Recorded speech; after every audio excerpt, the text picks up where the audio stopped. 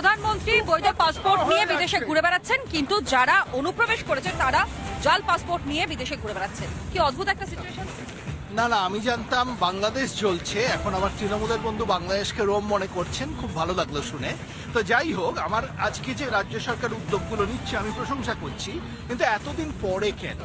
এই এতদিন ধরে উনিই বললেন দীর্ঘদিন ধরে, আজকে এটা হচ্ছে না, তাহলে এতদিন তাদের ধরা হয়নি কেন? 2 নম্বর কথা, রাজ্য সরকার এনআরসির বিরোধিতা করেছে। যদি এনআরসি হতো, মানুষ যদি কাগজ দেখাতো, যদি পাসপোর্ট দেখাতো কাগজ হিসেবে, তাহলে কোনটা জাল নয় সামনে চলে আসতো। এই যে এনআরসি সিএএ এটা নোংরা, আপনারা বিরোধিতা হ্যাঁ নিশ্চয়ই কেন?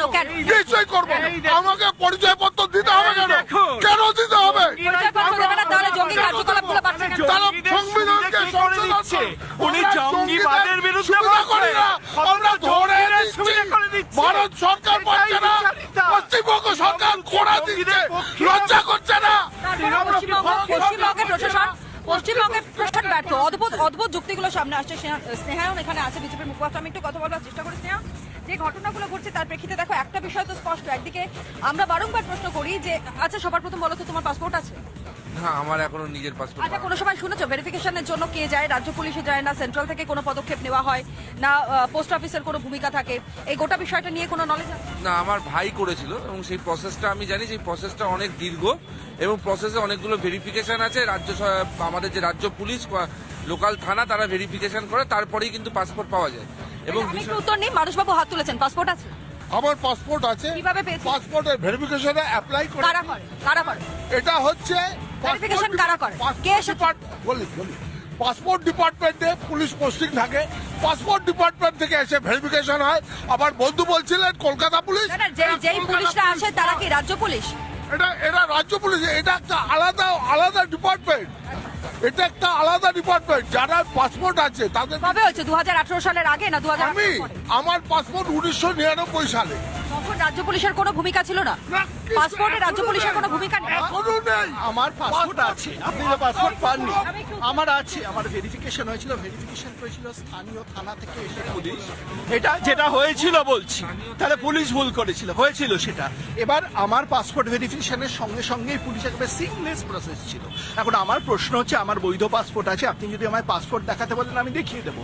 কারা পাসপোর্ট দেখাতে চাইবে না যাদের বৈধ পাসপোর্ট নেই? আর কারা পাসপোর্ট দেখানোর বিরোধিতা করবে যারা জঙ্গিদের সঙ্গে? তাহলে ডিজি প্রশ্ন তুলছেন কেন? যখন রাজ্য থেকে ভুয়ো পাসপোর্ট কাণ্ডের মূল চক্রীরা গ্রেফতার হচ্ছে, তখন ডিজি রীতিমতো প্রশ্ন তুলছেন, দায় ঠেলাঠেলি চলছে কার্যত। ডিজি বলছেন যে এটার নেপথ্যে সবটাই কেন্দ্রীয় সরকার। আবার ওদিকে এটাও আমরা জেনে থাকি যে রাজ্য পুলিশের তরফ থেকে ভেরিফিকেশনের জন্য আসা হয়। তাহলে কোথাও গিয়ে কি মিসকমিউনিকেশন হচ্ছে না? না, দেখুন, একটা জিনিস আপনাকে মানতে হবে, পুরোটা পুলিশের ঘাড়ে দোষ দিলে হবে না। ধরে নিন একজন জঙ্গি, সে ঢুকলো, সে নাম পাল্টে সে আধার কার্ড বানালো, ভোটার কার্ড বানালো, রেশন কার্ড বানালো, বানিয়ে সে যদি ওখানে বসে পাসপোর্টের জন্য অ্যাপ্লাই করে, পুলিশ ভেরিফিকেশনেও ক্লিয়ার হয়ে যেতে পারে।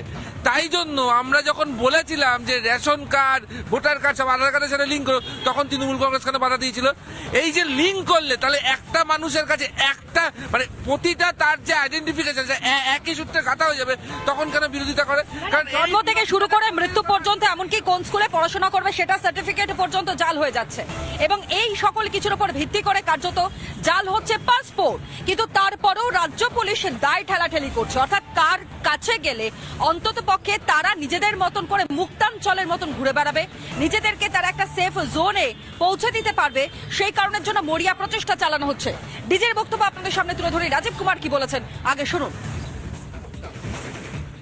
Passport, the verification, especially we being the bordering state, you see, you must understand that West Bengal being one of the, we are the only state which has borders with 3 neighboring countries. The longest with Bangladesh, Nepal and Bhutan. We have a different geographical place, are aware of this, and we are taking very proactively strong actions. Amader border, you all understand that the border management is done by BSF.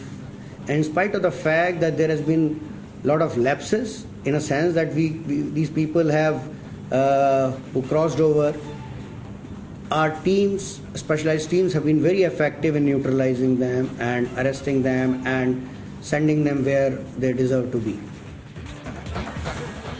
রাজ্য পুলিশের ডিজির বক্তব্য আপনাদের সামনে একেবারে স্পষ্ট। রাজীব কুমার কি বললেন, কিন্তু এখান থেকে আমি আরো একবার মানসবাবুর কাছে আসি। মানসবাবু, এই যে তথ্যগুলো শুধুমাত্র যে আমরা দিচ্ছিলাম তা নয়, যেমনটা তথ্য আপনিও দিচ্ছিলেন, প্রায় 2500 3000 এত ভুয়ো পাসপোর্ট তৈরি হয়েছে। অনুপ্রবেশে যারা করেছে তাদের মধ্যে কেউ জঙ্গি নয়, সেটাও আমরা হলফ করে বলতে পারছি না। তাহলে পরে তারা তো শুধুমাত্র আমাদের এই ভারতবর্ষের বিভিন্ন জায়গায় ছড়িয়ে রয়েছে তা নয়, তারা বিদেশের মাটিতেও রয়েছে। তাহলে সেক্ষেত্রে ভয়টা তাহলে আন্তর্জাতিক ক্ষেত্র। হ্যাঁ, এবং আন্তর্জাতিক ক্ষেত্র বলেই আমাদের পশ্চিমবঙ্গ বারবার বলেছে যে প্রধানমন্ত্রী এগিয়ে আসুন, প্রধানমন্ত্রী যা সিদ্ধান্ত নেবেন সর্বদলীয় বৈঠক করুন, যা সিদ্ধান্ত নেবেন তৃণমূল কংগ্রেস সমর্থন করবে। কবে বলেছেন এটা? এটা তৃণমূল এরকম স্টেটমেন্ট কবে? আপনি দেখুন, আমি ডেটা স্বপ্ন দেখছেন বলে মনে হচ্ছে। না না, নয়তো রাত্রিবেলা হয়তো নরেন্দ্র মোদী স্বপ্ন দেখেছেন, তাই জন্য সেটা এখনো পর্যন্ত। আমাদের মুখ্যমন্ত্রী নেত্রী মাননীয় মমতা ব্যানার্জি বলেছেন, অভিষেক ব্যানার্জি পর্যন্ত বলেছেন, এবং এটা বলেছেন সকলের সামনে, আপনাদের সামনে, যে প্রধানমন্ত্রী সিদ্ধান্ত নিন, সর্বদলীয় বৈঠক থাকুন, কারণ এটা শুধু ভারতবর্ষের, এটা বাংলার নয়। আপনার কথা স্পষ্ট, ব্যানার্জি কোম্পানি তারা ঠিক করে বলেছেন যে আমরা রাজি আছি, কিন্তু কেন্দ্র কিছু করছে না। সত্যি কি তাই? আপনারা কিছু করছেন না কেন? না না, ব্যাপারটা হচ্ছে আমি কেন্দ্র নেই, একজন ভারতের সাধারণ বিশ্লেষক হিসেবে বলছি। ধরুন প্রধানমন্ত্রী কালকে সিদ্ধান্ত নিলেন এই যে এত জাল পাসপোর্ট ধরা পড়ছে, এত অবৈধ অনুপ্রবেশকারী ঢুকে গেছে পশ্চিমবঙ্গে এবং ভারতের অন্য প্রান্তে ছড়িয়ে যাচ্ছে, এদের আইডেন্টিফাই করতে তিনি এনআরসি রূপায়ণ করবেন। আমার মনে হয় মমতা বন্দ্যোপাধ্যায় সেই এনআরসি রূপায়ণকে সমর্থন করবেন, মানুষ যেটা বলছে। আমি সংশোধন করে এনআরসি ডাকুক, সংবিধানকে সংশোধন করুন, এনআরসি কোন কোন ধারায় সংশোধন চাইছে? কোন কোন ধারায় সংশোধন চাইছে? কোন কোন ধারায় সংশোধন চাইছে? কিসে সংশোধন? প্রথম কথা হচ্ছে যে আমাদের সংবিধানে কারা কারা ভারতীয় নাগরিক হতে পারবেন আর কারা কারা পারবেন না পরিষ্কার ভাবে লেখা আছে। সেই ধারাটাকে আগে ধারা বসাই, সেই ধারাটাকে ঠিক করুন। সেইটা না করে কেন এনআরসি বলছে? তো বললেন কেন বলছে? অমিত শাহ বিরোধিতা কেন? যদি সঠিকভাবে তথ্য সামনে আনা সম্ভব হয় তাহলে এনআরসি বা সিএ এর বিরোধিতা কেন? যদি সঠিকভাবে তথ্যগুলো সামনে আনা সম্ভব হয়, সেটার যদি পদ্ধতি থাকে, সেটা যদি সরলীকরণ করা সম্ভব হয়, তাহলে পরে বিরোধিতা কেন? না, এটা তো সত্যি কথা। দেখুন, এটা তো ইন্টারনাল সিকিউরিটির ব্যাপার, যে যেভাবে জঙ্গিদের কাছে এটা মুক্তাঞ্চল হয়ে যাচ্ছে পশ্চিমবাংলা, তারপরে তো এটাতে সজাগ হওয়াই উচিত। আচ্ছা, আপনি একটা কথা বলুন, আপনি যে এখানে এই যে শোটা করছেন, এই শোটা কি আপনারা দুজন মিলে শুধু করতে পারছেন? আপনাদের চ্যানেলে বসে থাকা একটা টিম আছে যারা আপনাদের হেল্প করছে, আপনাদের চ্যানেলের হায়ার ম্যানেজমেন্ট আছে যারা হয়তো আজকের এই টপিকটা ঠিক করে দিচ্ছে। তাহলে আপনি কি করে ভাবছেন এই জালি পাসপোর্ট, এই মানে আন্তঃরাষ্ট্রীয় একটা চক্র এই কজনে মিলে চালিয়েছিল? আজকে শুধু এই কজনকে দোষ দিলে হবে? তার মানে একটা বৃহত্তর একটা ষড়যন্ত্র ছিল। আর এখানে বসে থাকা সরকার কিছু জানতো না? এখানকার রাজ্য পুলিশ এতদিন ধরে কি করছিল? একদমই তাই, কিছু জানতো না মানুষ। দেশের মানবাধিকার নিয়ে কাজ করছেন মিস্টার আশিস গুপ্তা, উনি বলছেন যে ভারত সরকার, উনি কে? হিউম্যান রাইটস ডিপার্টমেন্টের একজন পদস্থ কর্মচারী, পদস্থ আধিকারিক। আমাকে বলতে দিন আগে, উনি বলছেন ভারত সরকারের হাতে, ভারত সরকারের তৎকালীন মন্ত্রী বলেছেন 1 কোটি বলে দিচ্ছি, নাম বলবো, 1 কোটি 20 লাখ অনুপ্রবেশ ঘটেছে।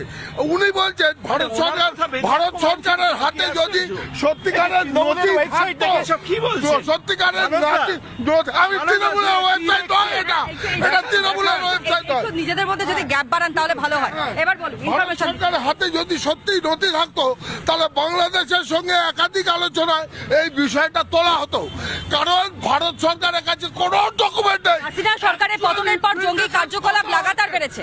হাসিনার সরকারের পতনের পর জঙ্গি কার্যকলাপ লাগাতার বেড়েছে। মোহাম্মদ ইউনূস অন্তর্বর্তীকালীন সরকারের উপদেষ্টা হিসাবে যখন নিজে দায়িত্বভার গ্রহণ করেছেন, তারপর থেকে একের পর এক জঙ্গি ছাড়া হয়েছে। এবং সব থেকে বড় চাঞ্চল্যকর তথ্য যে এই জঙ্গিদের সাথে কোথাও না কোথাও গিয়ে এই বাংলার একটা লিঙ্ক পাওয়া যাচ্ছে। তারই মধ্যে প্রায় 100 জন, কম করে 100 জন, আমি সংখ্যাটা বলছি তার কারণ গোয়েন্দা সূত্রে এখনো পর্যন্ত তেমনই তথ্য সামনে আসছে। প্রায় 100 জনেরও বেশি যারা বাংলাদেশে থেকে অনুপ্রবেশ হয়েছে, যাদের কোনো বৈধ কাগজপত্র নেই, তাদেরকে পর্যন্ত পাসপোর্ট দেওয়া হয়েছে। অথচ সব থেকে আশ্চর্যকর যুক্তি, যেখানে রাজ্য পুলিশের পক্ষ থেকে দেওয়া হচ্ছে যে তাদের কাছে কোনো রকমের কোনো ইনফরমেশন নেই এবং সবটার জন্য দায়ী কেন্দ্র।